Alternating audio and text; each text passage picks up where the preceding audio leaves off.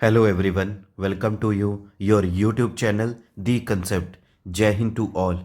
आज हम इस वीडियो लेक्चर में बात करेंगे 13 और 14 अक्टूबर 2023 के करंट अफेयर के बारे में।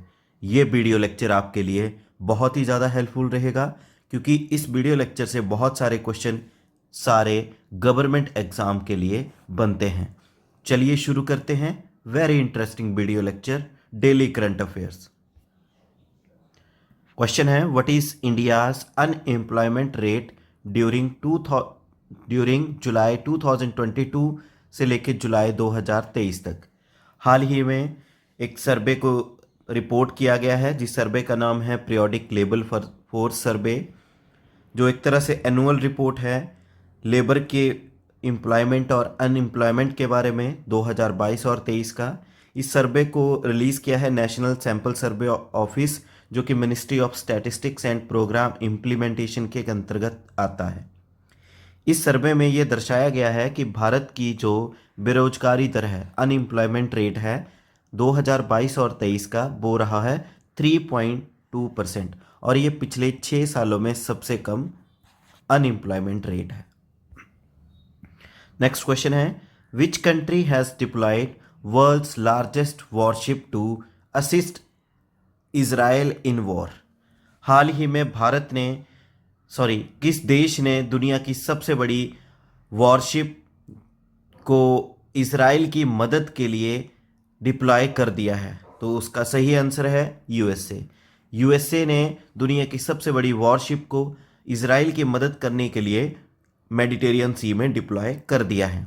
उस वॉरशिप का नाम है यूएसएस जेराल्ड आर फोर्ड और इस शिप की वैल्यू बताई जाती है 18 बिलियन यूएस डॉलर और ये फुली न्यूक्लियर पावर्ड शिप है जो बेसिकली इजराइल की हेल्प करेगी यूएसए की तरफ से हमास के खिलाफ लड़ने के लिए।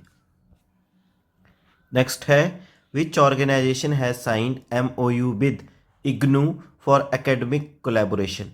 हाल ही में किस ऑर्गेनाइजेशन ने एक मेमोरेंडम ऑफ अंडरस्टैंडिंग साइन किया है इग्नू, जो आपकी Indira Gandhi national open university है, उसके साथ एकेडमिक कोलैबोरेशन के लिए? तो सही आंसर है ICAI, institute of chartered accounts of India. इसने एक मेमोरेंडम ऑफ अंडरस्टैंडिंग इग्नू के साथ साथ साइन किया है एकेडमिक को कोलैबोरेट करने के लिए। ICAI की बात करें, इसकी स्थापना 1949 में की गई है। इसका हेडक्वार्टर मिलेगा आपको न्यू दिल्ली में। पर्पस क्या है इस कोलैबोरेशन का कि एक न्यू ईरा स्टार्ट करेंगे एजुकेशनल अपॉर्चुनिटीज़ उन विद्यार्थियों के लिए जो चार्टर्ड अकाउंटेंसी में अपना कैरियर देखते हैं। सिंपल शब्दों में कहें, चार्टर्ड अकाउंटेंसी को और ज़्यादा बूस्टअप और प्रमोट करने के लिए उन स्टूडेंट्स के लिए जो इसमें ज़्यादा इंटरेस्ट रखते हैं। नेक्स्ट क्वेश्चन है, who launched his book the book of life my dance with Buddha for success. हाल ही में किसने एक अपनी किताब लॉन्च की है? बुक का नाम है the book of life my dance with Buddha for success. तो इसका सही आंसर है विवेक अग्निहोत्री। हाल ही में काफ़ी न्यूज़ में थे कश्मीरी फाइल्स न्यूज़ के लिए।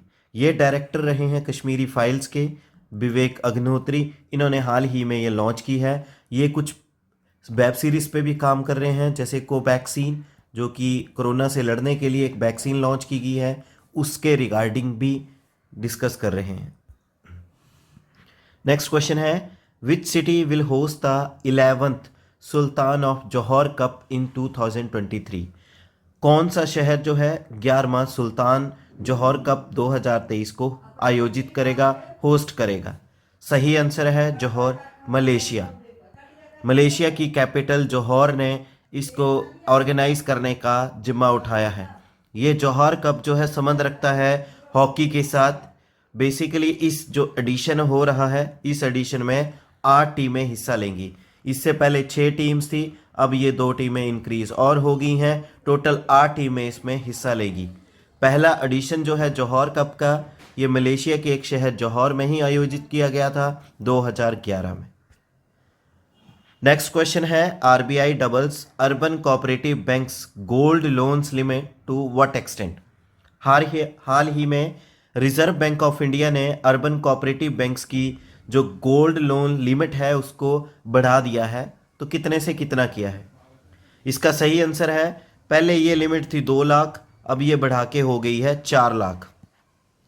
और ये सारे डिसीजन लिए गए हैं कोऑपरेटिव अर्बन कोऑपरेटिव बैंक्स के लिए, जिसमें इसके जो ओवरऑल टारगेट और सब टारगेट है उनको अचीव करने के लिए, जो कि प्रायोरिटी सेक्टर लेंडिंग के अंतर्गत आता है और मार्च महीने के इस एनुअल फाइनेंशियल ईयर में कंप्लीट करने हैं। इस मूव्स को तब उठाया गया है क्योंकि हाल ही में गोल्ड के प्राइसेस बढ़ गए हैं यूक्रेन और इसराइल और हमास वॉर के कारण, जिसके कारण इन गोल्ड प्राइसेस से लड़ने के लिए, इन गोल्ड प्राइसेस को कंट्रोल करने के लिए आरबीआई ने यह कदम उठाया है और लिमिट को 4 लाख तक एक्सटेंड कर दिया है।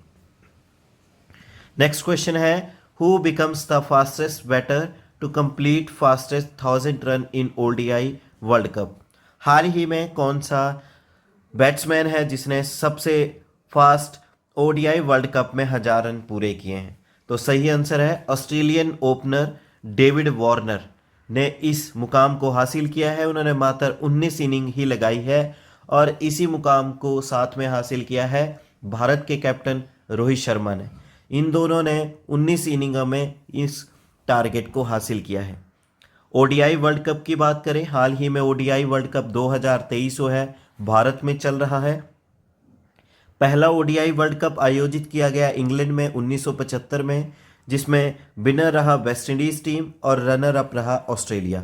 फिर 1979 में दूसरा वर्ल्ड कप हुआ जिसमें विनर रहा फिर से वेस्ट इंडीज टीम, और 1983 के वर्ल्ड कप के विनर हैं इंडिया। 2011 के वर्ल्ड कप के विनर हैं इंडिया। नेक्स्ट क्वेश्चन है, Olympics will feature which sports for first time ever in 2028 Olympic games of Los Angeles?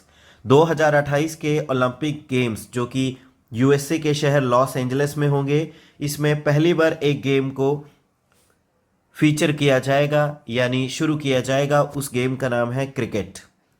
2028 के ओलंपिक्स जो कि लॉस एंजलिस में होंगे, इसमें क्रिकेट को भी इंक्लूड किया गया है। 2024 के जो ओलंपिक्स हैं वो पेरिस में होंगे, फ्रांस की कैपिटल। 2028 के ओलंपिक्स का मोटो है together we create the future, मिलके भविष्य क्रिएट करते हैं। पहले ओलंपिक्स 1896 में हुए थे और ये हुए थे ग्रीस की कैपिटल एथेंस में। नेक्स्ट क्वेश्चन है, which organisation organised first state workshop on women led government in Goa? किस ऑर्गेनाइजेशन ने हाल ही में पहला स्टेट वर्कशॉप को ऑर्गेनाइज किया है जिसमें महिलाओं के विकास के बारे में गोवा में आयोजित किया गया?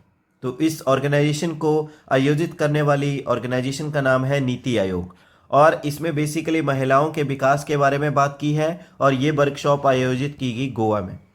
इसका पर्पस है एक्सटेंडिंग वुमेन लेड डेवलपमेंट, महिलाओं का विकास ज़्यादा से ज़्यादा करवाना है ग्रास रूट लेवल तक, जो कि लास्ट पत्थर को भी हासिल करे, यानी लास्ट मुकाम को हासिल करे महिलाओं के विकास में। साथ में गोवा ने एक स्टेट विजन 2047 भी प्रिपेयर किया है नीति आयोग की मदद से। नेक्स्ट क्वेश्चन है, which city organized 49th Indian police science Congress?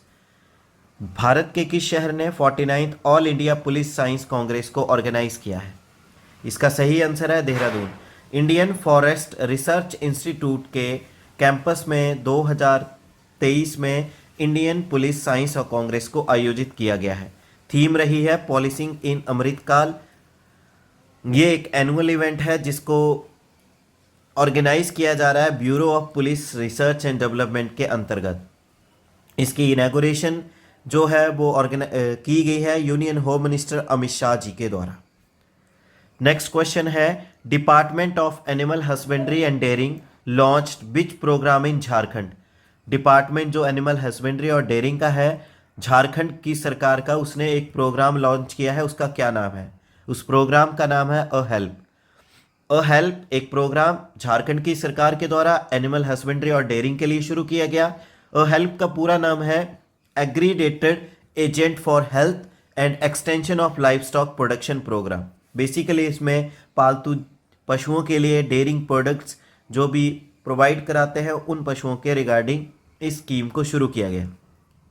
ये स्कीम जो है वेटनरी सर्विसेज किसानों को उनके दरवाजे तक पहुंचाएगी। साथ में जो पशु सखी कहा जाता है उन महिलाओं को जिनका बहुत ही ज़्यादा योगदान है सोशो इकोनॉमिक प्रोग्रेस में एनिमल हस्बेंड्री के थ्रू, तो उनको भी साथ में इस स्कीम के अंतर्गत इंक्लूड किया गया है। नेक्स्ट क्वेश्चन है, Indian government introduces which scheme for quality education for schedule caste students. हाल ही में भारत की सरकार ने एक स्कीम लॉन्च की है जिसके अंतर्गत वो क्वालिटी एजुकेशन प्रोवाइड कराएंगे जो भी शेड्यूल कास्ट स्टूडेंट्स हैं उनके लिए। तो उस स्कीम का नाम है श्रेष्ठ स्कीम। श्रेष्ठ के फुल फॉर्म है scheme for residential education for students in high schools in targeted areas. ये स्कीम जो है कवर करेगी शेड्यूल कास्ट स्टूडेंट्स को कि उनको क्वालिटी एजुकेशन आए, और इस स्कीम को लॉन्च किया गया है ministry of social justice and empowerment के द्वारा। नेक्स्ट क्वेश्चन है, RBI has stopped which bank from adding new customers on its mobile app. हाल ही में आरबीआई ने गाइडलाइन लॉन्च की है जिसके अंतर्गत एक बैंक को नए कस्टमर जो अपनी मोबाइल ऐप में जोड़ने से रोक दिया है, और उस बैंक का नाम है बैंक ऑफ बड़ौदा। अब क्या कारण रहा जिसके कारण नए कस्टमर को ये अपनी मोबाइल ऐप में नहीं जोड़ सकते हैं? रीज़न है इसके पीछे कि बैंक ऑफ बड़ौदा के जो ऑफिसर थे इन्होंने बैंक अकाउंट में उन अनरिलेटेड नंबर्स को ऐड कर दिया अपने टारगेट को अचीव करने के लिए, जिसके कारण आरबीआई ने यह कदम उठाया है कि इन अनरिलेटेड मोबाइल नंबर्स का कोई फ़ायदा नहीं है उन बैंक अकाउंट्स के साथ जोड़ के, इसीलिए उनको रोक दिया गया है नए कस्टमर को मोबाइल ऐप से जोड़ने के लिए। बैंक ऑफ बड़ौदा की बात करें, इसकी स्थापना 1908 में की गई है। हेडक्वार्टर मिला गुजरात के शहर बड़ोदरा में। आरबीआई की बात करें, आरबीआई की स्थापना की गई है आरबीआई एक्ट 1934। एस्टेब्लिशमेंट आती है इसकी 1 अप्रैल 1935। हेडक्वार्टर मिलेगा आपको इसका मुंबई में, और वर्तमान समय में इसके चेयरमैन है यानी कि गवर्नर है शक्तिकांता दास। नेक्स्ट क्वेश्चन है, who has been elected as chairman of association of mutual funds in India. हाल ही में किसे चेयरमैन के तौर पे नियुक्त किया गया है जो भी म्यूचुअल फंड्स ऑफ इंडिया में एसोसिएशन है उसका, संगठन का? तो आंसर है नवनीत मुनोत को इसका चेयरमैन नियुक्त किया गया है। पर्पस क्या है इस एसोसिएशन का कि ये हेल्प करेगी इंडियन के इन्वेस्टर्स के इंटरेस्ट को प्रोटेक्ट करने के लिए, साथ में कंपनीज के असेट मैनेजमेंट को प्रॉपरली मेंटेन करने के लिए। इस एसोसिएशन की स्थापना 22 अगस्त 1995 में की गई है। इसका हेडक्वार्टर मुंबई में मिलेगा। टोटल मेंबर 44 है।